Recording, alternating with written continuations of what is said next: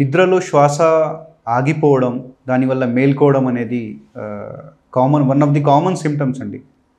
ఈ సిమ్టమ్స్తో చాలామంది ఊపిరితిత్తులకు సంబంధించిన పల్మనాలజిస్ట్ కన్సల్ట్ అవ్వడం అనేది చాలా కామన్ అండి.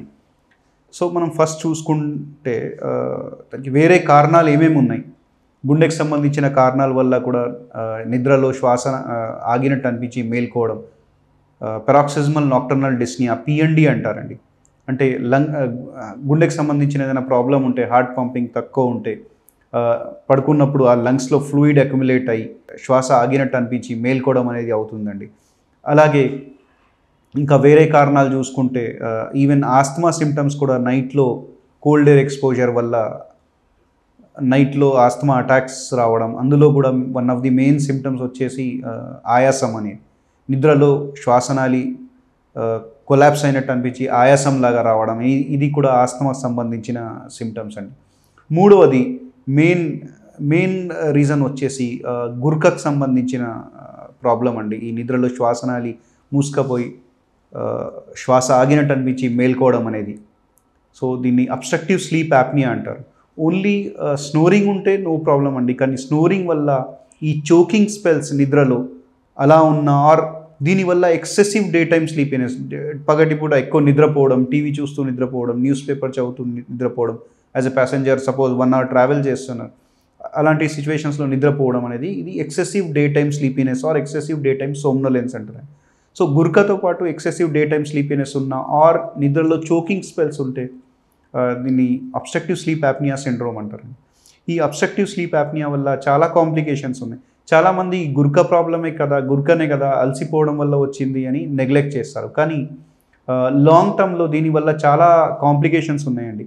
సపోజ్ నార్మల్గా అప్పర్ ఎయిర్వేని చుట్టూ మజిల్స్ పుల్ చేసి ఓపెన్ పేటెంట్ ఉంచుతాయండి. మనం డీప్ స్టేజ్ ఆఫ్ స్లీప్లో వెళ్ళినప్పుడు అన్ని బాడీలో ఉన్న అన్ని మజిల్స్ రిలాక్స్ అవుతాయి. అలాగే అప్పర్ ఎయిర్వే మజిల్స్ కూడా రిలాక్స్ అయ్యి శ్వాసనాళి మూసుకపోతుందండి. కొంతవరకన్నా అట్లీస్ట్ రఫ్లీ చెప్పాలి అంటే 30% ఓపెన్ ఉంటుంది. దానివల్ల వెంటిలేషన్ అనేది నడుస్తూ ఉంటుంది. ఆక్సిజన్ లోపలికి వెళ్ళడం, కార్బన్ డైఆక్సైడ్ క్లియర్ అవుట్ అవ్వడం అనేది నడుస్తూ ఉంది. దానివల్ల ఏమి ఇబ్బంది ఉండదు.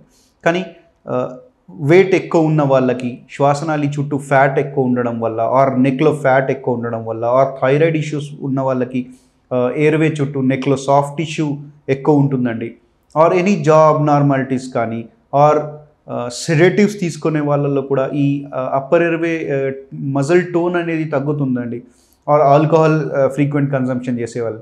సో ఇందులో ఇట్లాంటి పేషెంట్స్లో ఆ మజిల్ టోన్ లాస్ వల్ల, ఆర్ ఎయిర్వే చుట్టూ ఫ్యాట్ ఎక్కువ ఉండడం వల్ల deep stage of sleep, REM sleep అంటారండి, or stage 1, stage 2, stage 3 sleep, ఈ deeper stage of sleep, stage 3 or REM స్లీప్లో శ్వాసనాళి ఎక్కువ మూసుకపోతుందండి.